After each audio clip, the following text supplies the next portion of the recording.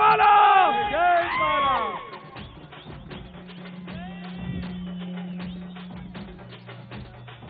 ఒక్కసారి గట్టిగా జై భీమ్ జై మాలా చెప్దాం.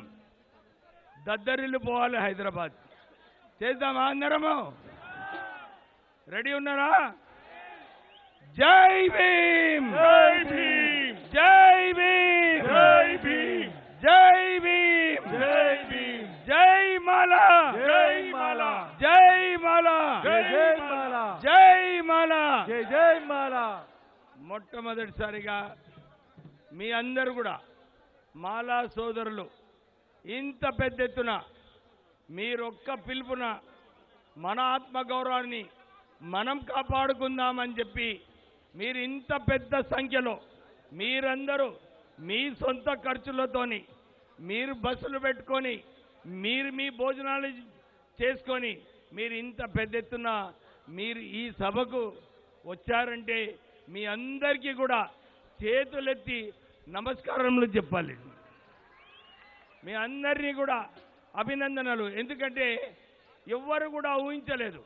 అందరూ నన్ను అడిగినారు, సార్ మీరు ఇంత పెద్ద సభ అంటున్నారు, పరేడ్ గ్రౌండ్స్లో పెడుతున్నా అంటున్నారు, నిజంగా సక్సెస్ఫుల్ అవుతుందా లేదా అని చెప్పి చాలామంది నన్ను ప్రశ్నించడం జరిగింది. కానీ నేను వారందరికీ ఒకటే విషయం చెప్పినాను.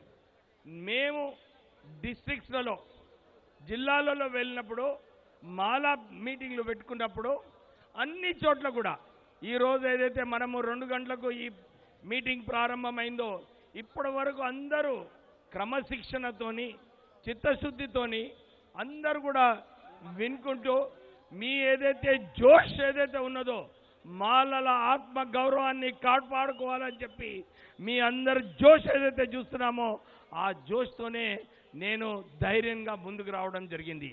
నేను చెప్పినాను, మీకు మాలల సత్తా ఏందో మీకు చూపిస్తాము ఈ సభ ద్వారా అని చెప్పి అందరికీ హెచ్చరించడం జరిగింది. మీరందరూ కూడా ఆ మాట ఏదైతే నేను అందరికీ చెప్పినానో మీరు ఆ మాట నిలబట్టినందుకు మీకు మరి మరి మరి మరి ఎప్పుడు కూడా జై భీములు చెప్తూ అభినందనలు చెప్తూ మీకు కొన్ని విషయాలు చెప్పాలి. మీ అందరికీ తెలుసు 3000 సంవత్సరాలు ఈ కుల వివక్ష ఈ దేశంలో నడుస్తుంది. బాబాసాహెబ్ అంబేద్కర్ గారు మనందరినీ కాపాడడానికి రాజ్యాంగం రాసినప్పుడు రిజర్వేషన్స్ కల్పించాలి, మన జాతికి చెందిన వాళ్ళందరికీ కూడా ఈ 3000 సంవత్సరాలు ఏదైతే కుల వివక్ష చేసినారో జాతిని ఊర్లో పక్కకు పెట్టి వీళ్ళకు సరైన సమానంగా చదువులో అయినా కానీ నిధులలో అయినా కానీ ఎప్పుడు కూడా దళితులకు ఆ అవకాశం కల్పించలేదు. బాబాసాహెబ్ అంబేద్కర్ గారు అందరూ కూడా దేశానికి ఫ్రీడమ్ సర్కిల్లో వాళ్ళందరూ కూడా ఉన్నప్పుడు మహాత్మా గాంధీ అందరూ కూడా బాబాసాహెబ్ అంబేద్కర్ ఏమో దళితులకు ఫ్రీడమ్ రావాలి, దళితులకు ఫ్రీడమ్ ఉండాలని చెప్పి వారు అనేకమైన పోరాటాలు చేయడం జరిగింది. అందరూ కూడా గమనించాలి, బాబాసాహెబ్ అంబేద్కర్ గారు ఏదైతే మనకు రాజ్యాంగం ద్వారా మనకు ఆర్టికల్ 341లో ఏదైతే ఇచ్చారో ఈ హోమోజీనస్ గ్రూప్ దళితులందరూ కూడా హోమోజీనస్ గ్రూప్ వీళ్ళందరికీ కూడా కుల వివక్ష వలనే రిజర్వేషన్స్ కల్పించాలని చెప్పి బాబాసాహెబ్ అంబేద్కర్ గారు ఆర్టికల్ 341 ఇంట్రడ్యూస్ చేయడం జరిగింది. కానీ మొన్న సుప్రీంకోర్టు ఇప్పుడే చాలా మంది చెప్పినారు, చంద్రచూడ్ గారు వారు ఎక్కడో చీఫ్ జస్టిస్గా వారి తండ్రి చీఫ్ జస్టిస్గా ఉన్నాడు, వారిని కూడా నిజంగా ఈ ఏదైతే క్రీమీ లేయర్ అని చెప్పి 2 రిజర్వేషన్స్ తర్వాత రిజర్వేషన్స్ ఉండొద్దని చెప్పి ఏదైతే చంద్రచూడ్ గారు స్టేట్మెంట్ ఇచ్చారో వారికి యాక్చువల్లీ వర్తిస్తుంది. వారి నాన్నగారు 11 సంవత్సరాలు సుప్రీంకోర్టు జడ్జిగా ఉన్నప్పుడు మళ్ళీ సుప్రీంకోర్టు జడ్జి ఎట్లా అవుతాడు?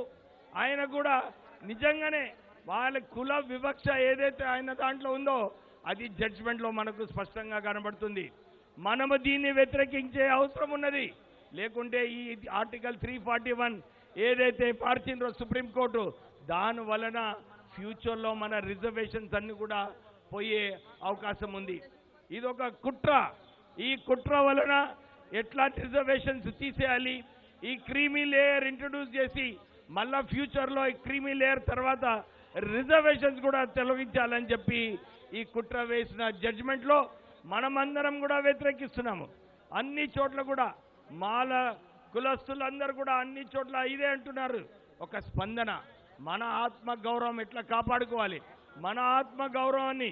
ఎందుకంటే ఇప్పుడే చాలా మంది స్పీకర్ చెప్పినారు, మనం ఎప్పుడు కూడా ఎవరికి దోచుకోలేదు.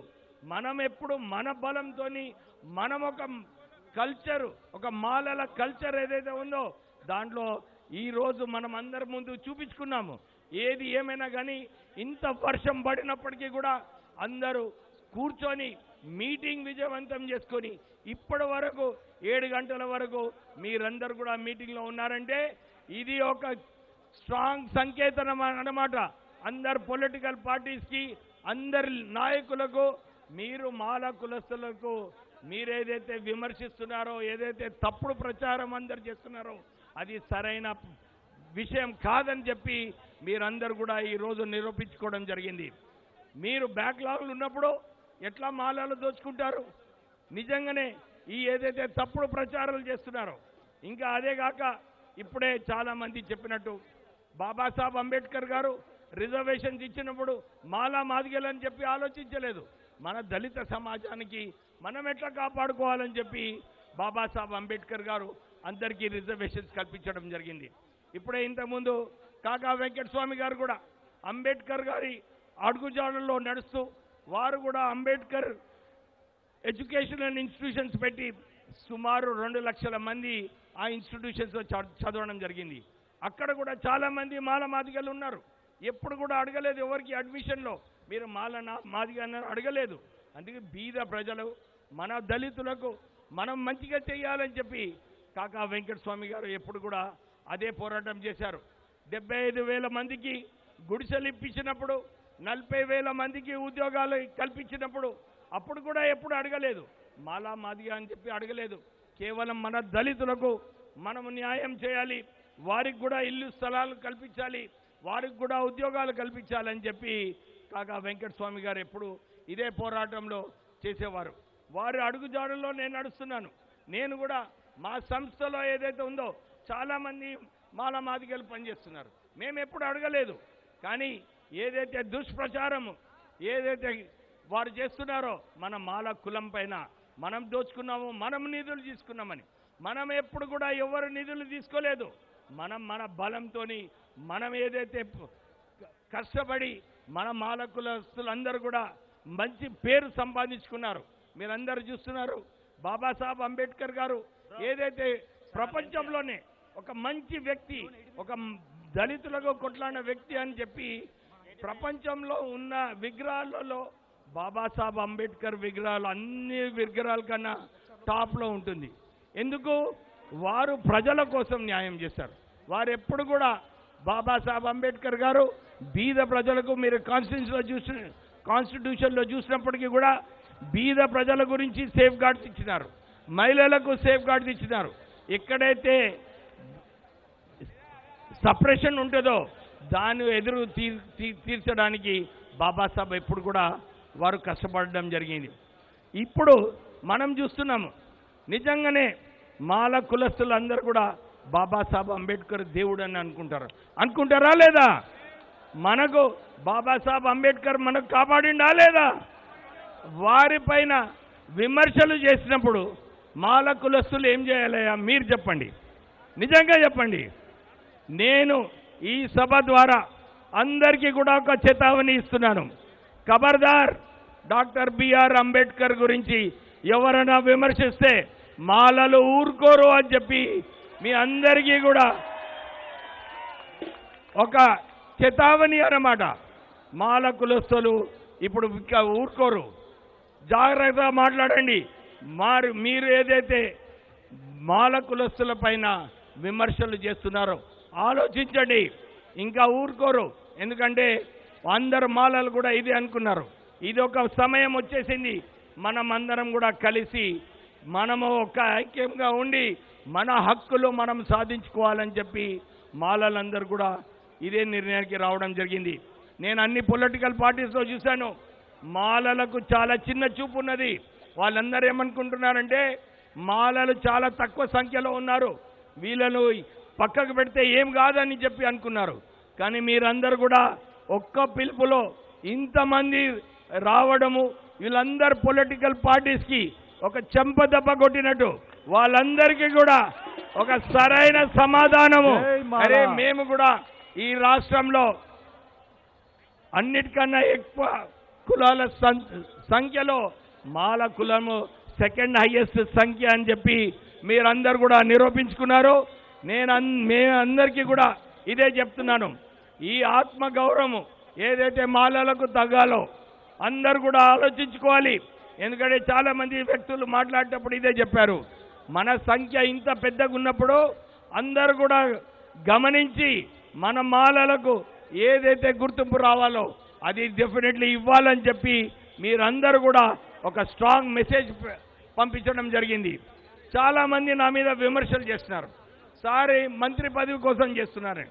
అందరూ మర్చిపోయినారు, తెలంగాణ ఉద్యమంలో నేను పార్లమెంట్లో అప్పుడు ఎంపీస్తో కలిసి పోరాడినప్పుడు నా మీద ఈడీ రేడ్ కావడం జరిగింది. కానీ నేను వెనుకకు పోలేదు.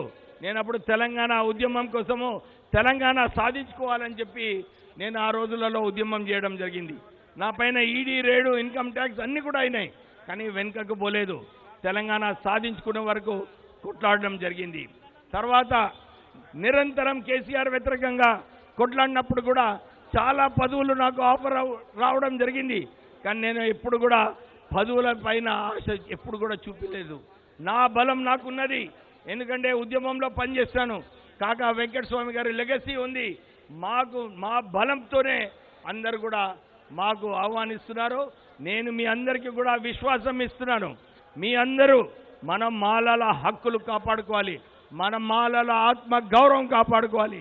మనకు ఏదైతే గుర్తింపు రావాలో అన్ని పొలిటికల్ పార్టీస్ కూడా మనకు ఆ గుర్తింపు ఇవ్వాలని చెప్పి మీ అందరికీ భరోసా ఇప్పిస్తూ మనం అందరం కలిసి పోరాడదామా లేదా మన హక్కుల కోసము? ఏమయ్యా ఎక్కువ దమ్ము లేదు, అందరు పోయే మూడ్లో ఉన్నారా? ఏమి హక్కుల కోసం కొట్లాడదామా లేదా? ఇంకా గట్టిగా చెప్పండి, కొట్లాడదామా లేదా? ఎవరైతే డాక్టర్ బిఆర్ అంబేద్కర్ గారిని విమర్శిస్తారో, వారిపైన తప్పుడు వ్యాఖ్యలు చేస్తారో వారిని ఊరుకుందామా? మనము ఊరుకుందామా? ఇంకా ఎవరు చెప్తలేరేమయ్యా, ఊరుకుందామా? మనమందరం కూడా ఒక్క తాటిపైన ఉండాలి. నేను అన్ని చాలాసార్లు సంఘాలు చాలా ఉన్నాయి, మాలా సంఘాలు చాలా ఉన్నాయి, చాలా ఉద్యోగ సంఘాలు చాలా ఉన్నాయి. అందరికీ నేను ఒకటే కోరుతున్నాను, మనమందరం కలిసి ఉన్నప్పుడే మనము బలంగా కొట్లాడవచ్చు. లేకుంటే అందరూ విభజించి మన కులాన్ని మన వీక్ చేసి మనకు వారు గుర్తింపు రాకుండా చేస్తారని చెప్పి మీరందరూ కూడా ఇంత పెద్ద సంఖ్యలో ఈ కార్యక్రమాన్ని విజయవంతం చేయడానికి ఇంత పెద్ద సంఖ్యలో వచ్చినందుకు మీరందరికీ కూడా ప్రత్యేకంగా ఒక క్రమశిక్షణతోని అందరూ కూడా క్రమశిక్షణతోని మీరు ఈ కార్యక్రమంలో జోష్తోని ఏదైతే జోష్ మీ దాంట్లో ఉందో, ఇక్కడ రాజేందర్ పాల్ గౌతమ్ గారు చెప్తున్నారు, సాబ్ ఇత్తా దేర్ సే ఇన్ లోగ్ బయటే హే, క్యూ ఇత్తా దేర్ సే బయటే అని చెప్పి వారు అడుగుతున్నారు. ఎందుకంటే నార్త్లో ఇంతసేపు మీటింగ్లు కావు, కానీ వారు నాగర్ కర్నూలు మీటింగ్లో కూడా చూశారు. అప్పుడు 4 గంటల నుంచి 9 గంటల వరకు మన మీటింగ్ జరిగింది. ఇతర మీటింగ్లు కూడా ఎప్పుడు 4 నుంచి 5 గంటల వరకు అయ్యేటప్పుడు మాలలందరూ కూడా క్రమశిక్షణతోని విని ఏదేదే సమస్యలు ఉన్నాయో వారు చర్చించుకొని పోయేవారు. ఈరోజు కూడా చాలా దూరం నుంచి, ఖమ్మం నుంచి, భద్రాచలం నుంచి, ఆదిలాబాద్ నుంచి ఎక్కడైతే 5-6 గంటల ప్రయాణం ఉన్నదో వాళ్ళందరూ కూడా రావడము. ఇంకా ఇప్పుడే చెప్తున్నారు మా సోదరులందరూ కూడా ఏటు నాగరం, కాటారం అంత దూరం నుంచి వారు సొంత వాహనాలలో రావడము, ఇంతసేపు కూర్చోవడము.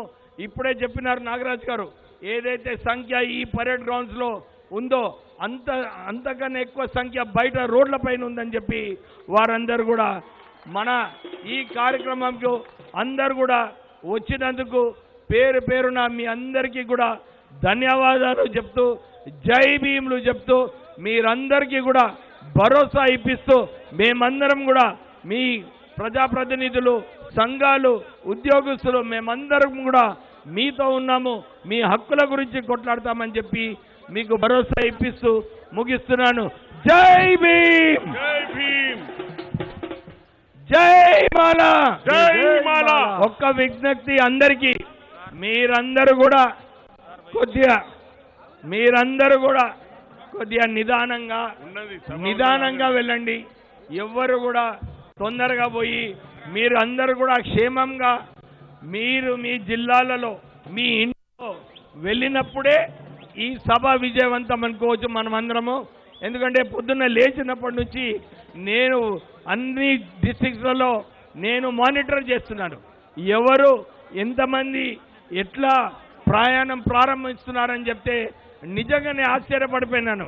మీ ఉత్సాహం చూసి అందరూ 4 గంటల నుంచి 5 గంటల నుంచి వాళ్ళందరూ బస్సులు అరేంజ్ చేసుకొని ఫోటోలు వార్ రూమ్కి పంపిస్తూ మన మాలల సత్తా ఏముందో మీరు చూపించుకోవడానికి ఈ రోజు వచ్చినందుకు మీ అందరికీ కూడా ప్రత్యేకంగా ఈ మాలల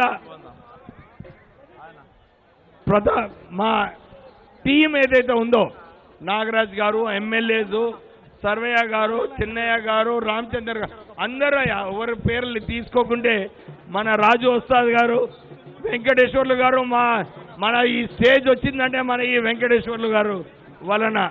అంతేగాక